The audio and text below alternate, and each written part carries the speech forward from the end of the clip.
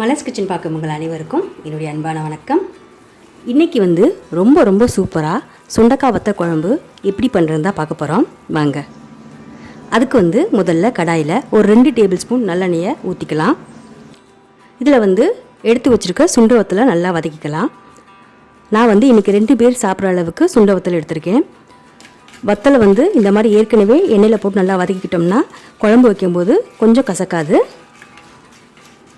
எண்ணெயில் போட்டு நல்லா இந்த மாதிரி வதக்கி எடுத்துக்கலாம்.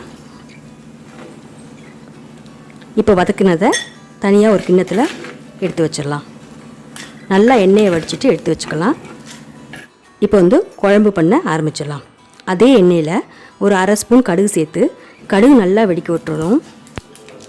கடுகு கொஞ்சம் வெடித்ததும் 1/2 ஸ்பூன் வெந்தயம் சேர்த்து பொன்னிறமாக வந்ததும் நல்லா வாசனைக்கு கொஞ்சம் கருவேப்பிலையை சேர்த்து வெடிக்க விட்டுறலாம். இது கூடவே 2 வரமிளகாவை 4 பிச்சு போட்டிருக்கேன். இதையும் சேர்த்து ஒரு தடவை நல்லா கிண்டி விட்டுறலாம்.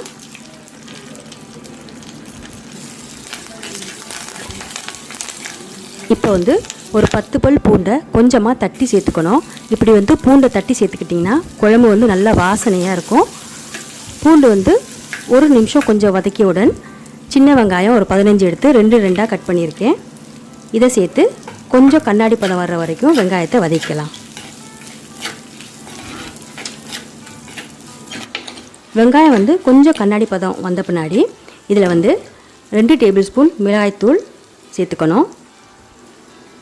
1 டேபிள் ஸ்பூன் மல்லித்தூள், அப்புறம் 1/2 ஸ்பூன் மஞ்சத்தூள்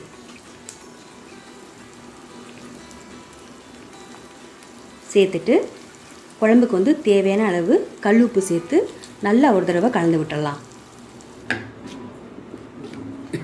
நல்லா கலந்ததும் ஒரு மீடியம் சைஸ் லெமன் அளவுக்கு புளியை தண்ணியில் நல்லா ஊற வச்சு கெட்டியாக கரைச்சி வச்சுருக்கேன். இதை சேர்த்துக்கணும். அதோட கொஞ்சமாக தண்ணீர் சேர்த்து நல்லா மிக்ஸ் பண்ணிடலாம்.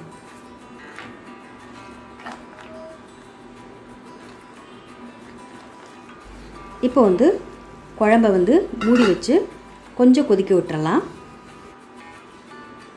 வத்த குழம்பு கொதித்து கொஞ்சம் கெட்டியானவுடன் நம்ம ஏற்கனவே வறுத்து வச்சுருக்க சுண்டைக்காவை இதில் சேர்த்துடலாம். இப்போ பாருங்கள், குழம்பு நல்லா கொதித்து கொஞ்சம் கெட்டி ஆயிடுச்சு.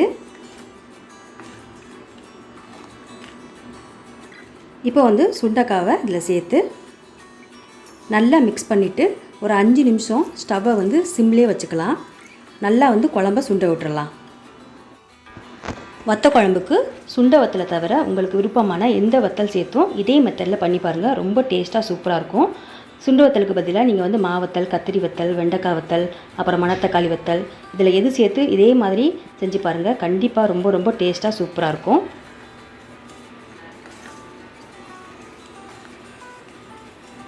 இப்போ 1/2 ஸ்பூன் நல்லா ஃப்ரெஷ்ஷாக பொடி பண்ணி வச்சுருக்க மிளகு சீரகத்தூள் சேர்த்து நல்லா கலந்துடலாம்.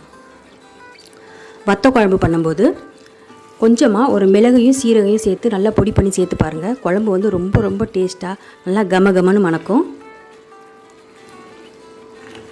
நல்லா மிக்ஸ் பண்ணியாச்சு. இப்போ கடைசியாக நம்ம குழம்பை இறக்கும்போது ஒரு சின்ன துண்டு வெல்லம் போட்டு நல்லா மிக்ஸ் பண்ணிவிட்டு ஸ்டவ்வை ஆஃப் பண்ணிடலாம். வெல்லம் சேர்த்தோடனே இந்த குழம்பு இன்னும் ரொம்ப சூப்பராக டேஸ்ட்டாக அருமையாக இருக்கும். நல்லா மிக்ஸ் பண்ணிடலாம். இந்த வத்த குழம்பு கூட நீங்கள் அப்பளம் அல்லது ஒரு கூட்டு வச்சு சாப்பிட்டு பாருங்கள். ரொம்ப சுவையாக அருமையாக இருக்கும். நீங்கள் மாவத்தல் போட்டு வத்த குழம்பு வைக்கும்போது மட்டும் புளியை கொஞ்சம் கம்மி பண்ணிக்கோங்க. ஏன்னா ஏற்கனவே மாவத்தல் கொஞ்சம் புளிக்கும். இவ்வளோதாங்க, நல்ல சூப்பரான சுண்டைக்காய் வத்த குழம்பு ரெடி ஆயிடுச்சு. நீங்களும் இதை வீட்டில் செஞ்சு பாருங்கள். எப்படி இருக்குன்னு மறந்துடாமல் கமெண்ட்ஸில் சொல்லுங்கள். வீடியோ உங்களுக்கு பிடிச்சிருந்துச்சுன்னா லைக் பண்ணுங்கள், ஷேர் பண்ணுங்கள். அப்புறம் இது வரைக்கும் நீங்கள் மலர்ஸ் கிச்சனுக்கு சப்ஸ்கிரைப் பண்ணலன்னா மறந்துடாமல் சப்ஸ்கிரைப் பண்ணிடுங்க. மீண்டும் பார்க்கலாம். நன்றி, வணக்கம்.